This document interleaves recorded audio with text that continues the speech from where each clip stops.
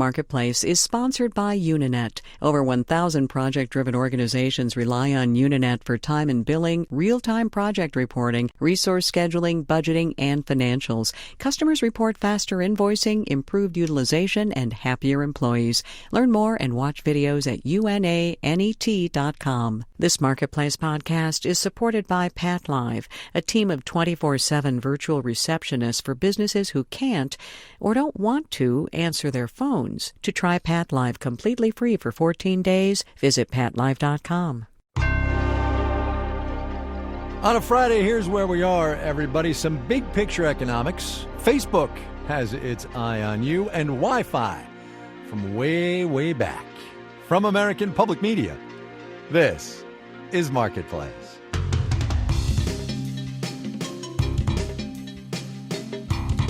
In Los Angeles, I'm Kai Ryssdal. It is Friday, the 27th day of May. Glad you could be with us, everybody. We are going to get 3 days off from business and economics this weekend, or you could if you so choose, I suppose. I do so choose. But before we go, a couple of brief moments of live radio to dissect the happenings since Monday last. John Carney is at the Wall Street Journal. Lynette Lopez is at Business Insider. They are both in our studios in New York. Hey, everybody. Hi, Kai. Hi, Kai. All right, Lynette, we're going to start with you and with gross domestic product. The feeble growth rate of the American economy came in this morning at 0.8% for the quarter on an annualized basis. Wow. What? I know. See, that's the wah-wah trombones. We should get the wah-wah trombones for the GDP, but that's a whole different thing. What is going on that we can't get anything growing? I mean, the world there's no demand around the world. You know, everything is slowing down. Commodities prices are down. There's a strong dollar. Everything's weak. And what's really sad about this GDP report, the thing that really makes me go, "Arr!" is the fact that corporations are sitting on record amounts of cash. Right. Piles and piles of money, but they are not spending it. They're not reinvesting it in the economy. Capital expenditures are incredibly low. And so these people are just sitting on this stuff and waiting. Pay people more. Invest in materials. Do something. You guys could help us out. And they're not doing anything. John Carney, what is one to do about this? Because 0.8% is not satisfactory.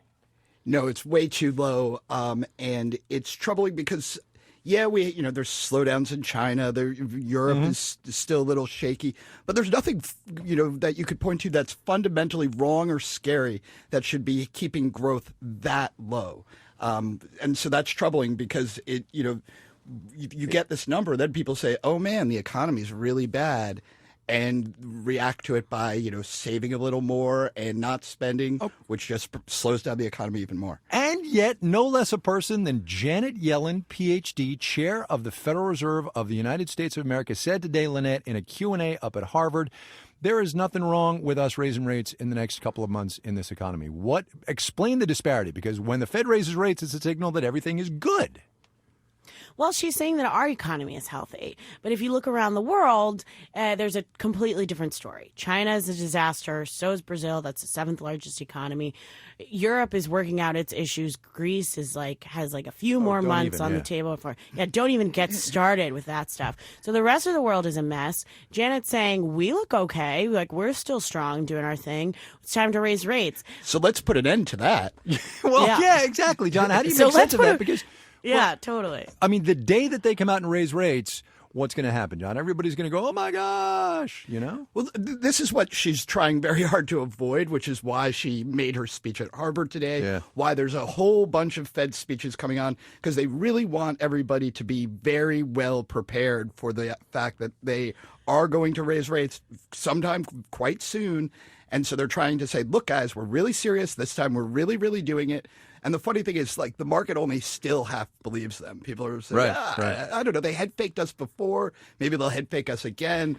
So people still think maybe this is September rather than December. Because remember, they were going to raise in September. And everybody thought, and it didn't happen. And then remember what happened after December, which is the entire world went, oh my God, right. That's what we're I'm gonna saying. blow. That's what So I'm there are a lot saying. of Wall Street analysts out there, especially Goldman came out Yep. with this big note today that was like, hey, we don't know if that's going to happen again. Like, maybe it's not going to happen. Maybe everything's going to be fine. But all the elements for another disaster are assembling. Commodities prices are going down. The dollar is strong. The Chinese are fixing the disaster is a very yuan strong lower. word. Disaster is a very strong word. Let's not go there. I only use strong words, guy. All right, so No weak words. We have a minute left, and I want to run something by you guys that I ran by Lee Gallagher and I forget who it was, honestly, maybe Gura a couple of weeks ago. There's going to come a point where the election we have today is the election that we're going to have on. Sorry, the economy we have today is the economy we're going to have on Election Day. And I want to know from you, John, if we're there. Is there going to be substantive change in the economy between now and November the 8th? No, especially if the Fed raises rates, we'll still have a very, very slow growth period, and people will be voting, on the fears. Who knows? Maybe and I don't know which way that cuts politically. Mm-hmm. Yeah. No. Do you make GDP great again, or And nothing makes sense anymore. Right. Nothing makes sense. John and I are quitting our jobs. Well, so Lynette, you get the last words in the 17 seconds we have left. Are we now dealing with the economy we're going to have on Election Day? Who knows? I mean, I'm inclined to believe John. I think I don't see any source of global growth. Maybe the Chinese will ramp up their property market again, and we'll all go into this big, fun bubble. Who knows? I don't. All right, I quit. Well, we're not yet. Lynette Lopez at Business Insider, John Carney at the Wall Street Journal. Thanks, you two. All right, later, Ken. thanks? All Have a right, good weekend. Have a good weekend. Quick corporate note as we move on. Verizon and its 40,000 striking wireline workers reached a tentative agreement today. 4 years would be the length of the new contract. $50 is not the price of a barrel of oil today. Crude can't quite get back to where it was earlier in the week, $49 and change. This was, for those keeping track, the last trading day of May 2016, which means today was your last chance to sell in May and go away. Traders, however, we're buying. We'll have the details when we do the numbers.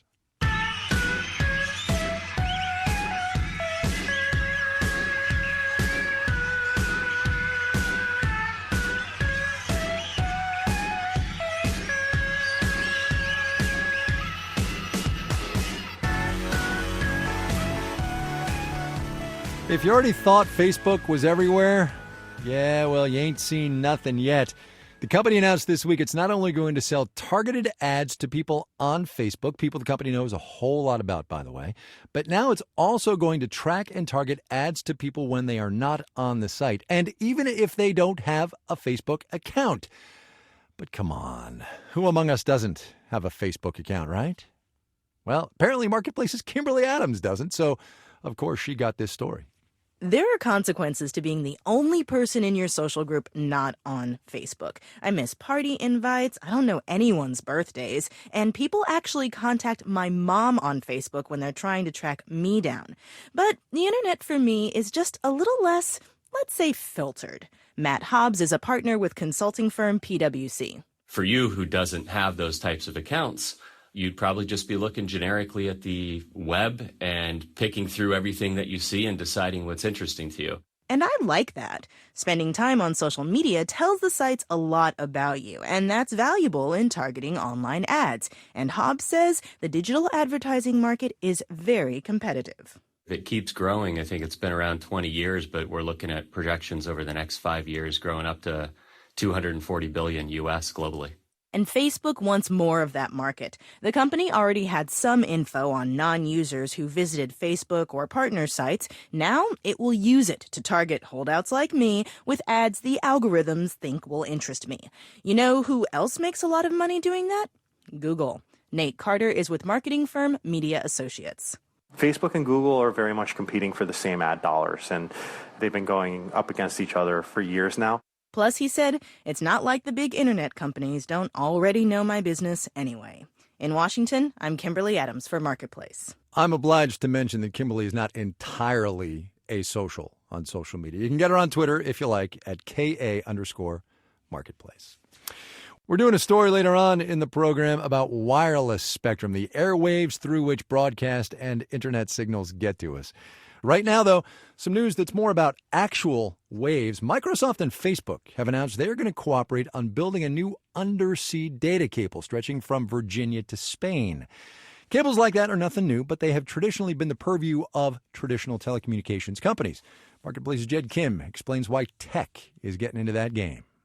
When you hear the official term submarine cable, it's hard not to think of those sonar pings you see in something like The Hunt for Red October. While pings give some data, the cables give a lot more. Try all those animal videos we watch on the internet. Jeff Kagan is a telecoms industry analyst. The internet and the cloud is going to continue to grow and to transform the way we do everything. And that means you got to have capacity. For content providers, that's a lot of capacity to have to buy from the cable's owners, who have traditionally been telecom companies. That's why tech companies are getting into the game. Tim Strong is an analyst with Telegeography. In the long term, it's cheaper for them to build a cable and provision it with their own equipment rather than constantly going to the third-party market and purchasing capacity from other operators, from carriers. This latest cable will have the highest capacity across the Atlantic. One of the owners is a telecoms company. The others, Facebook and Microsoft, aren't. Are they pushing into the public utilities market? Strong says probably not. They have such large capacity needs, these content providers, that we believe that they will use all of the capacity they're procuring essentially for themselves. Neither Microsoft nor Facebook would give an interview for this story, but spokespeople for both confirmed the capacity would be for the companies. There are risks to laying cable. Strong says on average 2 breaks a week happen globally, caused by anchors or fishing nets. There's even videos of sharks biting cables. You can watch that on, the internet. I'm Jed Kim for Marketplace.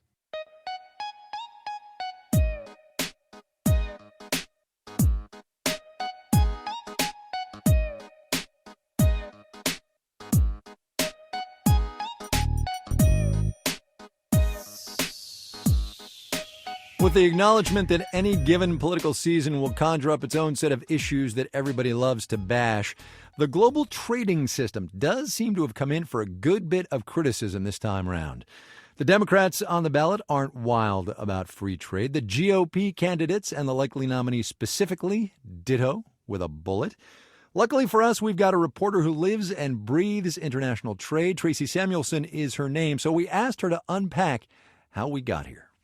This debate about raising tariffs, the potential for trade wars, it's not remotely new. And there's this kind of classic case study that always comes up.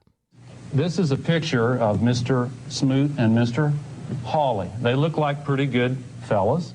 Back in 1993, Vice President Al Gore and Ross Perot talked tariffs while debating the merits of NAFTA. Gore pulled out this framed black and white picture of Senator Reed Smoot and Representative Willis Hawley to give to Perot, evoking them as a cautionary tale.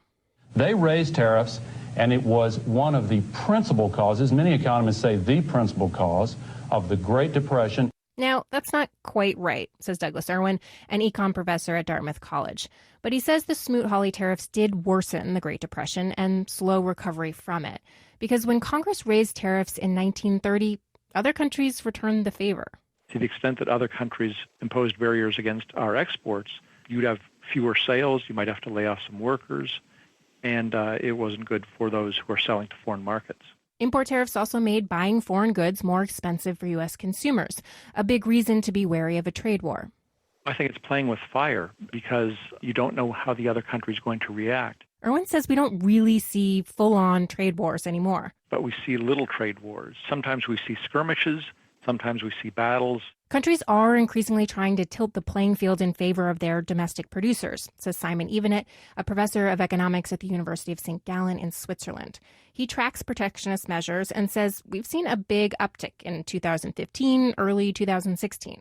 Most of the action is actually on promoting exports rather than restricting imports. Evenet says these programs can actually make stuff cheaper for consumers who buy foreign goods from companies subsidized by those foreign governments. But of course, it's the import competing firms who face those rivals who suffer.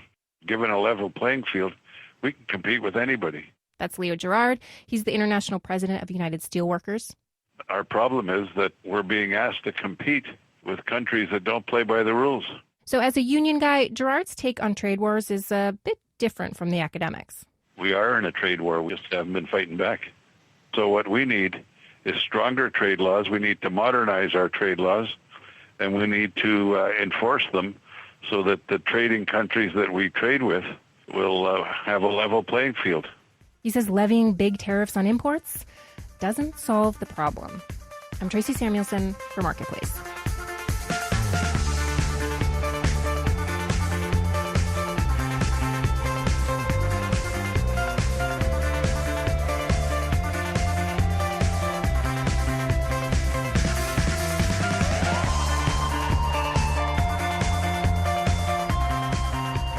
Coming up, if there's a better technology, everyone should accept it. Innovation from back in the day. But first, let's do the numbers. The Dow Industrial's up 44 points on this Friday. At the end of May, 0.25%, 17,873. The Nasdaq up 31 points, 2/3%, 49.33. The S&P 500 up 8 points, 0.4%, 2,009er. For the week, the Dow up 2.1%, the Nasdaq up 3.4%, the S&P 500 up 2.3%. Verizon, we told you about that deal they made with their striking workers. The company up nearly 0.9% today. T-Mobile down, though, 0.2%. Janet Yellen, as we talked about in the wrap, says a rate hike in the coming months might be, quote, appropriate. Banking, of course, is paying attention. Citigroup deposited 1%. Goldman Sachs 0.6% higher. Bond prices fell. Yield on the 10-year Treasury note rose to 1.85%. You're listening to Marketplace.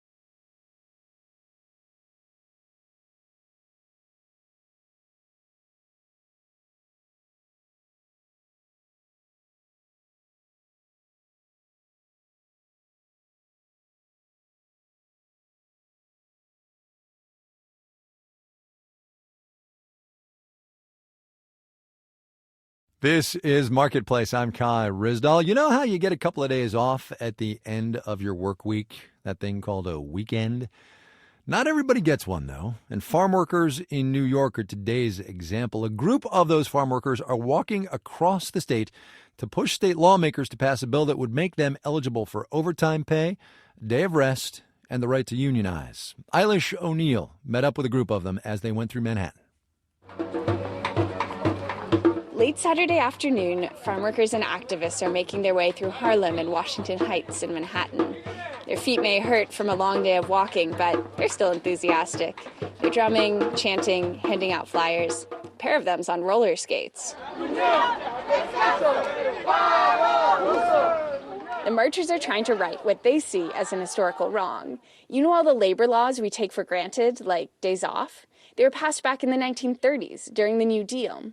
As part of the backroom compromising necessary to get them through, farm workers were left out.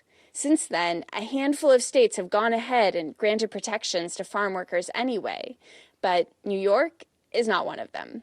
Here, farm workers still don't have the right to overtime pay, a day off, or collective bargaining, says New York State Senator Adriano Espaillat. These are fundamental rights of every worker in New York State that have been denied to over 100,000 farm workers across the state of New York. One of these excluded workers is Berta Garzón. She spent 21 years working on a duck farm in upstate New York. Son 33 o 34 jaulas. Garzón says she had to force feed more than 350 ducks 3 times a day. That meant she worked around the clock with never more than 5 hours off at a time. And she only got 1 day off a month. A bill currently before the New York Senate would make all that illegal. If it was passed into law, it would essentially gut our agricultural industry. This is Jeff Williams, Director of Public Policy at the New York Farm Bureau. He says if workers had the right to unionize, they could strike during harvest time, and farmers could lose their entire investment. Also, Williams says, farmers in New York have such narrow profit margins, they can't afford to pay workers more. I talked with a vegetable farmer from central New York last week, and he's trying to unload a truckload of carrots. And he calls up the wholesaler and distributor and says, okay, what's the price today? He produced his for 21 cents per pound, but Michigan's paying 19 cents. And so the more you increase those labor costs, the more you get in that position where you can't produce food for what you're getting paid for. It's not clear what the economic impact of this bill would be. Some economists say California's law, for example, led to more expensive produce and lowered wages for farm workers. Others argue those effects were negligible, and the main effect of the legislation was to reduce poverty. For people like Richard Witt, one of the leaders of the march and an Episcopal priest, this isn't about economics. This is about morality. He spent the past 20 years helping farm workers fight. They want to know why they're being treated differently than others. So for them, it really is about treat us with dignity, respect that we're a key part of the agricultural system and the food system. The marchers hope their protest will force state senators to bring the bill to a vote before they break for the summer. In New York, I'm Eilish O'Neill for Marketplace.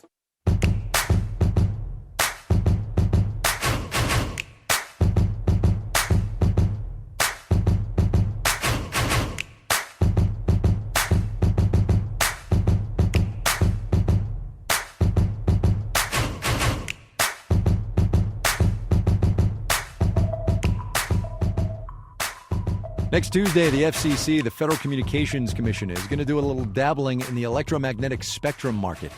The FCC controls the airwaves, literally the radio frequencies that broadcasters and wireless companies use to get us the content that we want. They're going to buy back parts of that spectrum from traditional broadcasters and then turn around and sell them to wireless providers. Not, I know, the stuff of a gripping radio story, but that's kind of the point. Because 100 years ago, the fight over the airwaves was pretty dramatic, and more often than not, came down to a 40-year friendship between two men, a brilliant but troubled inventor named Edwin Armstrong and David Sarnoff, the head of the Radio Corporation of America, RCA. The story is told in a new book by Scott Woolley, which is called The Network. Scott, thanks for coming to the studio. Thanks for having me. Tell me about these two guys, Edwin Armstrong and David Sarnoff. Who were they? Well, they were born both around the same time, 1890, 1891, and they started hanging out together at the very dawn of the 20th century, just as the wireless industry was taking off. So before there was AM radio, there was the wireless telegraph. Mm-hmm. And these guys started out, Sarnoff was a Russian immigrant, and he came over and was working for the Marconi Wireless Telegraph Company, and Armstrong was this brilliant inventor who had invented this new device, this vacuum tube amplifier that really made radio work. David Sarnoff turns this thing that Edwin Armstrong came up with into a business. Did he understand what he was doing? I mean, give me a sense of him as an entrepreneur and as a businessman. He was obsessed with finding cheaper ways to communicate. And so inventors like Armstrong invented new technologies that made communications cheaper. Sarnoff could invent new business models. So he really backed AM radio as a broadcasting method. Everybody had assumed it would just replace the telegraph. AT&T thought this is just one-to-one communication. He figured out, hey, if we do cheap one-way communications, one person to a million, the cost of each connection falls by many orders of magnitude, and the ability to communicate as a result explodes. So these two friends get rich off AM radio. Then 20 years later, Armstrong invites Sarnoff up to his lab and says, hey, look, I invented FM radio. But Sarnoff's not so wild about it at that point, and slowly the friendship kind of begins to strain a bit. How come? I really put it on the inventor, in this case Armstrong, because his attitude was if there's a better technology, everyone should accept it. And Sarnoff knew that wasn't the way that the world really worked. And you had to figure out how to be a little more strategic and who your enemies were going to be, how to beat them. FM doesn't really take off the way Armstrong believes it should, though. He places the blame squarely on his friend, the head of RCA, who sells AM radio. Sarnoff denies that. In your mind, then, who gets the blame? The FCC. Simply, and Congress behind them. So after World War II, in which FM proves itself on the battlefield, Patton loves it. It really helps his tanks beat the Nazis who are using AM radio. It's the walkie-talkies in the Pacific or FM. It's a great advantage for the U.S. Marines. They come back from World War II, and Armstrong and everybody is convinced that FM is going to take over the world. The FCC decides the threat of FM monopolies. FM doesn't exist, but they're going to control FM. And they adopt restrictions that cripple the industry for the next 3 decades. And that is the thrust of this book, and you see it today, this idea of new technologies just getting squashed by the status quo. Absolutely, particularly the ability to control the airwaves, these things that people use all the time but we don't really understand. It's pretty easy to gain control of a natural resource when nobody really sees it, feels it, thinks about it that much. If you look on Verizon's balance sheet, for instance, they got $86 billion worth of airwaves. It's their biggest single asset, worth more than all of their other networks put together.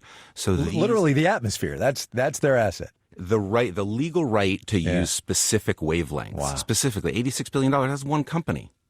All right, so back to Armstrong. The FCC has its way. Stations go out of business, and by 1954 or something, Edwin Armstrong is standing on the ledge of his apartment building in Manhattan looking to jump. Why? So FM radio, which he'd invented 2 decades earlier, was a clearly superior technology, and yet it was failing. He'd been fighting this for a decade, pinning it on his friend David Sarnoff. And eventually this sense of betrayal built up. And so it's always hard to say why someone would kill themselves, but there's no question that this relationship was at the center of it. Was Edwin Armstrong naive? His sense of injustice and all the things he felt had happened to FM were real, but he missed the big picture. He missed the real power he was fighting. He never knew his true enemy. It's a book called The Network by Scott Woolley. It's about Edwin Armstrong and David Sarnoff and radio in the last century. Scott, thanks very much. Thanks for having me.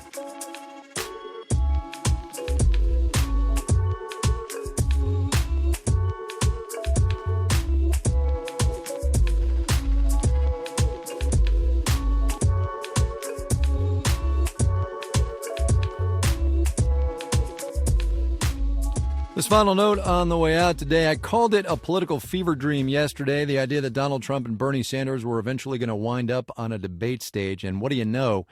Turns out I was right. Here's the relevant excerpt from the press release out of the Trump camp today. Quote, "Now that I am the presumptive Republican nominee, it seems inappropriate that I would debate the second-place finisher. Likewise, the networks want to make a killing on these events and are not proving to be too generous to charitable causes, in this case women's health issues.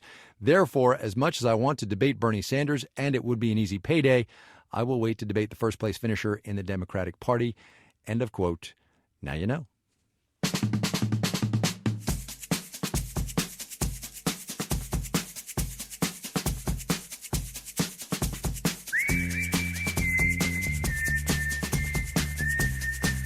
Hi, Kai Ryssdal here. Thanks for listening to this Marketplace podcast. We give you the context you need to understand what's happening in the economy and why it matters to you. So here's some context on us. We're a nonprofit service, and we rely on donations from our listeners to keep on going. And we've just made special Let's Do the Numbers Pilsner glasses available to thank you for your support. So please, donate today at marketplace.org. Oh, hey, look at the time. Got to go. The Dow up 44 points today, 0.25%. The NASDAQ up 31 points, 0.2%. The S&P 500 advanced 8 points, 0.4%. Our theme music was composed by B.J. Liederman. Marketplace is produced by Nancy Fargali. Sitar Nieves is the executive producer. Deborah Clark is the vice president around here. I'm Kai Ryssdal. We're back on Monday. Have a great weekend, all 3 days, if you get it.